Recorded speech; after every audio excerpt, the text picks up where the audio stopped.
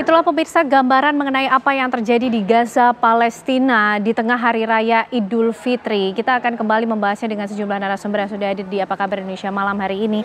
Syekh, melihat kemudian kenapa dunia seakan bungkam ketika Israel terus meluncurkan serangannya ke Gaza, Palestina. Syekh juga cukup lama menghabiskan waktu di Timur Tengah. Bagaimana melihat negara-negara Timur Tengah mengambil sikap atas hal ini, Syekh?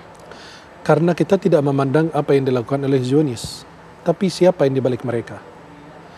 Orang lemah itu bisa menjadi kuat apabila didukung oleh orang besar. Apabila orang melakukan sebuah kesalahan dan didukung oleh seorang pejabat yang besar, dia akan larut dalam kesalahannya. Dia akan melakukan berbagai macam tindakan kezaliman. Kenapa? Karena didukung oleh kekuatan. Dan dunia saat ini yang dipandang adalah kekuatan, bukan dari jumlah kebanyakan pengikut atau penduduk. Buktinya negara Islam atau penduduk muslim di seluruh dunia lebih besar dibanding mereka, tapi kekuatan mereka tidak ada, tidak berdaya, tidak punya upaya sama sekali. Jadi kenapa mereka sampai begitu terus merajalela sampai tidak bisa dikendalikan? Karena mereka itu sekutu, tapi di depan kita ya kayak apa ya, di depan kita dengan bahasa yang berbeda dengan di depan mereka. Sekarang seperti yang dilihat Amerika sekarang, harusnya kan Amerika itu mengambil andil besar untuk bisa menengahi itu, menyelesaikan peperangan ini. Kenapa giliran Rusia, Ukraina mereka berusaha dan maaf Presiden Donald Trump itu, coba lihat bayangkan, sekarang apa yang dilakukan? Dia berusaha untuk menyelesaikan urusan Ukraina. Kenapa tidak memandang Gaza? Gaza itu sudah setahun lebih dan memakan nyawa yang banyak. Banyak korban dan kebanyakan yang diserang itu bukan para pejuang. Kalau masuk akal berpejuang yang diserang, itu masyarakat sipil. Masa dia tidak sampai membuat rekayasa yang bermacam-macam. Bahkan sampai sandera-sandera yang sudah dibebaskan, tawanan-tawanan yang ditahan oleh para pejuang. Semua itu alasannya menyampaikan kepada Presiden Amerika bahwa kami dianiaya, kami diapain. Padahal pada saat dibebaskan dia mencium kening dan kepala para pejuang. Karena dalam Islam kita tidak boleh melakukan tawanan dengan hal demikian. Tidak boleh dianiaya, tidak boleh zalimi. Kenapa? Diberikan segalanya. Tapi ya itulah karena karena lemahnya kita, tidak punya kekuatan. Maka dalam hadis riwayat Al-Hakim kata Umar bin Khattab radhiyallahu an, kunna adzalla ummah. Kami adalah umat yang paling hina. Fa'azzana Allah bil Islam. Allah muliakan dengan Islam. Wa mahma ibtaghaina al-'izzata fi ghairi adzallana Allah. Karena kalau kami mencari kemuliaan di luar agama Islam, ya Allah hinakan kami. Dan kenapa? Sampai pun Mufti Palestina dulu ditanya, kapan Masjidil Aqsa dan Palestina kembali kepada umat Islam? Ya, atau Gaza kembali? Kata beliau, idza raja'na ila Allah. Apabila kita kembali kepada Allah Subhanahu wa taala. Karena setiap negara memikirkan dirinya masing-masing. Karena di balik itu kan kekuatan. Coba kalau negara Timur Tengah stop kirim minyak ke mereka. Itu yang harus dilakukan sebetulnya. Maaf, usirlah para duta besar yang ada di negeri kita. Negara Timur Tengah semua. Usirlah. Ada tindakan serius. Jangan cuma hanya ente ngomong di media. Saya mengecam ini, saya ini. Lakukan tindakan yang serius. Usirlah mereka. Terutama Amerika ya. Amerika usir. Usirlah mereka. Itu tindakan nyata yang sebetulnya bisa dilakukan. Ini tindakan. Kan kemarin ketika Dubes Afrika Selatan, kan diusir dari Amerika. Alasan dia membenci dan memusuhi Zionis dan lain. Mereka melakukan hal demikian. Kenapa kita tidak bisa lakukan? Nah, terus yang pertama. Yang kedua, harus menunjukkan kekuatan negara Timur Tengah. Bahwa kita bersatu. Masa kita berjoget-joget di banyak negara Timur Tengah mengadakan konser-konser dan lain sebagainya. Sampai kemarin kita lihat tawaf aja 2 juta lebih, hampir 3 juta. Mereka semua tawaf. Padahal kebanyakan mereka itu tawaf sunnah atau umrah sunnah. Bukan umrah yang wajib. Ya, menurut sebagian ulama bahwa umrah itu wajib. Artinya apa itu, Syekh? Bisa kita kenapa lihat mereka dari tidak menyumbangkan hartanya itu kepada negara-negara biar negara bisa bergerak untuk membantu saudara kita di negara Palestina? Tapi ternyata malah apa? Memang kita doakan mereka diterima ibadah Allah Subhanahu wa taala. Umrah itu ada hal yang baik. Tapi di balik tembok itu saudaramu menderita. Anak-anak menderita kelaparan, kedinginan. Apa yang kita lakukan sebagai muslim? Kita sesama muslim itu, Nabi SAW bersabda dalam hadis sahih, al-muslimu akhul muslim, la yadhlimuhu wa la yuslimu. Seorang muslim itu saudara bagi muslim yang lain. Tidak boleh berbuat zalim kepadanya dan tidak boleh menyerahkannya kepada orang berbuat zalim kepadanya. Sampai jangan di negara sana. Di negara kita Indonesia aja, para dai-dai itu sebagian, dai fitnah kita sebut. Kenapa? Menyerang para pejuang-pejuang. mereka makan di sini, mereka hidup di sini, mereka hidup di Qatar, tinggal segala macam. Mereka itu para pejuang. Inti kalau bisa berbicara baik, kalau nggak diam. Nabi bersabda, man somatan aja, siapa yang diam akan selamat.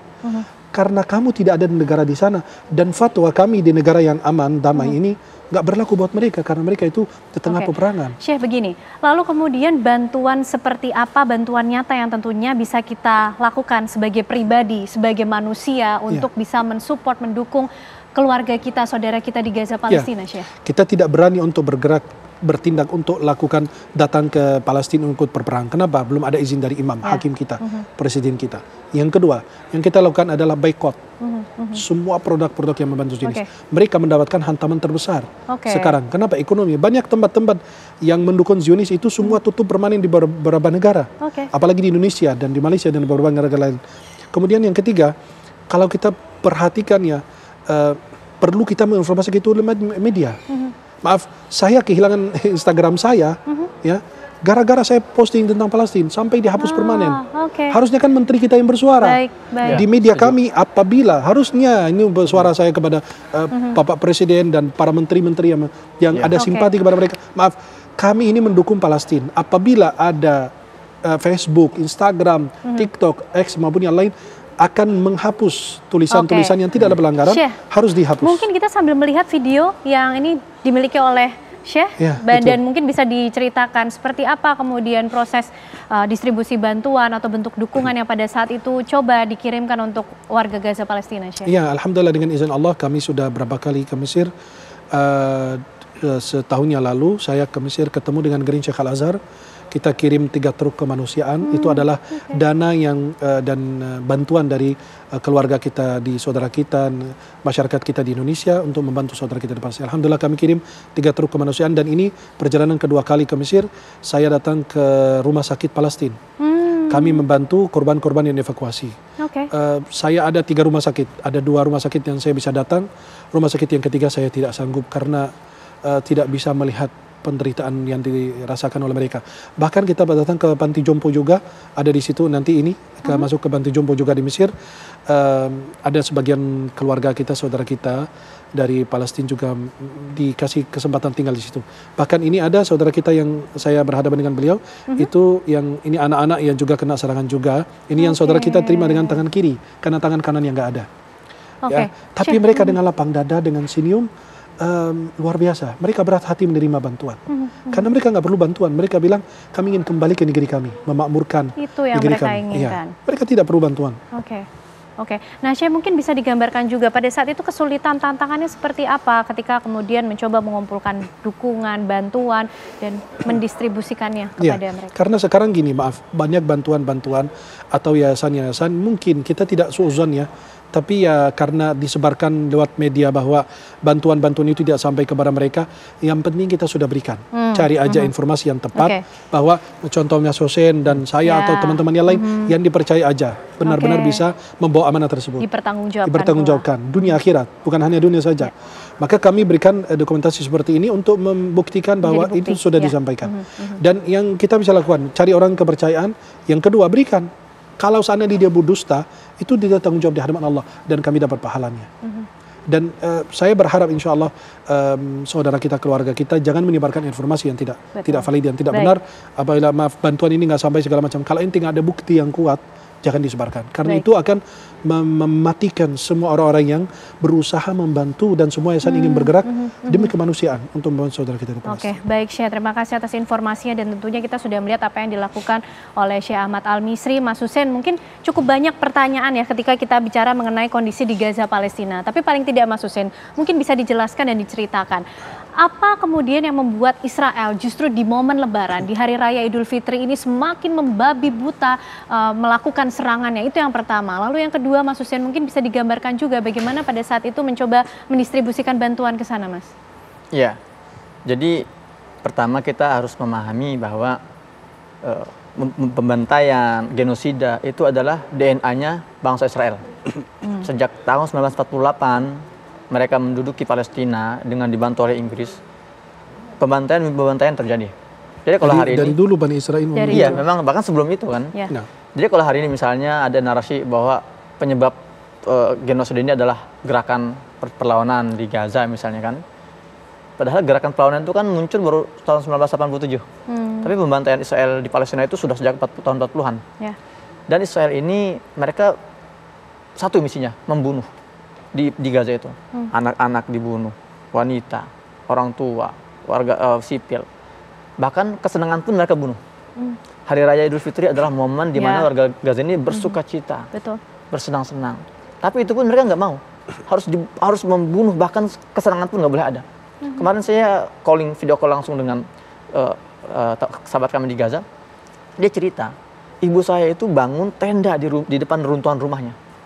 Nah, tiba-tiba tentara Israel masuk, lalu mereka terpaksa mengungsi dan mereka menghancurkan, membakar tenda itu. Rumahnya sudah hancur, tenda pun dihancurkan. Jadi hari ini warga Gaza, mereka tuh dibombardir dalam keadaan lapar, dalam keadaan kehausan. Betul. Krisis kelaparan, krisis medis, semuanya itu tidak bisa menghentikan kebengisan Zionis untuk terus melakukan genosidanya. Dan kita sebagai warga Indonesia, saya ingin ingatkan, kita punya misi atau kewajiban konstitusi. Dalam preambul pembukaan Undang-Undang 45 jelas dikatakan bahwa penjajahan, kemerdekaan adalah hak setiap bangsa. Maka dari itu penjajahan harus dihapuskan. Jadi hari ini kita jelas-jelas melihat ketika dunia sudah merdeka, ada satu negara yang masih hidup terjajah. Dan kita Indonesia harus konsisten dengan apa yang sudah tertulis. Ya, maka jangan kaget Mbak ya, masih banyak orang Indonesia, ngaku Indonesia, tapi dia mendukung penjajahan. Silahkan mampir ke channel YouTube saya, di komentar tuh banyak yang mendukung Israel. Itu banyak, mereka mengatakan bahwa ya memang gara-garanya adalah warga Palestina. Israel adalah bangsa pilihan Tuhan, Israel adalah kekuatan yang... Jadi 50.000 nyawa warga Palestina yang sudah direnggut oleh penjajahan ini dan genosida ini, itu masih tidak bisa membuahkan mata hati mereka gitu loh. Ini kita sudah tidak bicara masalah agama, kita bicara masalah kemanusiaan. Ya. Maka dari itu saya ingin meminta kepada segenap masyarakat Indonesia yang masih memiliki rasa nasionalisme, yang masih punya kemanusiaan, ayolah kita menunggu berapa ribu nyawa lagi dibunuh kalau kita nggak bergerak dari sekarang. Kita bergerak dengan semua yang kita miliki. Lanjutkan boikot. Kemudian informasi, sebarkan terus informasi. Dan tadi yang saya sangat mendukung sekali ya perkataan Syekh Ahmed tentang medsos. Tolong Pak Menteri, ayolah kita Indonesia ini jelas konsisten mendukung Palestina dan anti terhadap penjajahan. Maka kita nggak punya hubungan diplomatik dengan Israel, gitu kan? Tapi ketika saya itu sudah berkali-kali ke akun saya itu ditumbangkan itu. Cuman gara-gara saya berbicara tentang masalah Palestina. Dan pemerintah kita diam. Artinya mereka nyari makan di kita nih. Meta, Facebook, Instagram, Twitter, nyari makan di Indonesia. Ketika saya mau lapor juga ternyata nggak ada kantornya di Indonesia. Nah iya, jadi jangan sampai kita dipermainkan. Masyarakat Indonesia yang bermedsos itu kan banyak sekali, itu kan lumbung bisnis mereka. Betul. Tapi kenapa mereka menginjak-injak prinsip negara Indonesia? Dan sampai diganti menjadi semangka.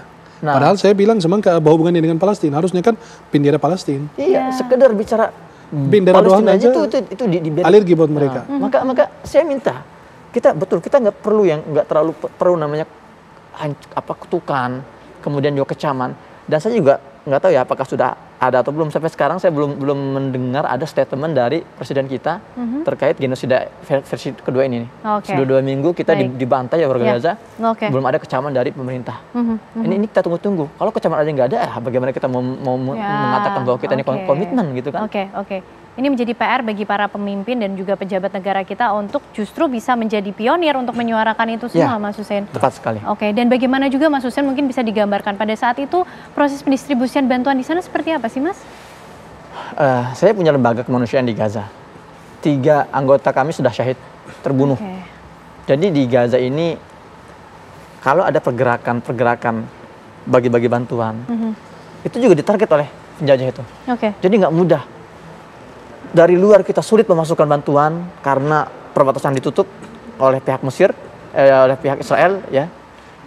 Dalam pun ketika sudah masuk pun itu tidak mudah didistribusikan karena orang-orang yang bergerak ya di masyarakat kemanusiaan itu pun dibantai, dibunuh gitu loh.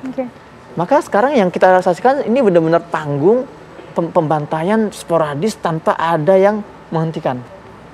Dan saya terakhir ke Mesir juga, saya juga alhamdulillah baru pulang dari Mesir 2 bulan di sana. Saya juga bertemu dengan dengan ribuan warga Gaza di sana. Ada 300.000 warga Palestina yang mengungsi di Mesir hari ini. Oke. Dan mereka ini kondisinya tidak lebih baik dibandingkan yang ada di Gaza. Betul saya? Karena Mesir pun sedang ada krisis ekonomi di sana. Yeah. Warga Gaza di sana siapa yang mau menaungi mereka gitu? Anak-anaknya mereka perlu Maka sekolah. bantuannya dibagi ke Gaza dan yang ada di Mesir. Oke, karena kesulitan juga terjadi di sana. Iya, jelas. Tapi alhamdulillah di Mesir juga banyak yang bantu apabila dia naik taksi, naik mobil, orang tahu dia orang Gaza, nggak boleh bayar. Nah, iya. Oh, oke. Walaupun orang itu supir taksinya orang yang sederhana, perlu segala macam, secara ekonomi nggak mampu, tapi dia itu yang bisa diberikan. Tapi Sebenarnya paling secara tidak masyarakat hal-hal luar kecil biasa. semacam itu yang kemudian sebagai Masyarakat bentuk kita di bantuan Indonesia yang luar biasa dukungan. juga sama, Oke. tidak kalah jauh, bahkan lebih simpatinya. Ya, Kita oke. punya rumah sakit Indonesia di sana, Betul. kita punya masjid-masjid.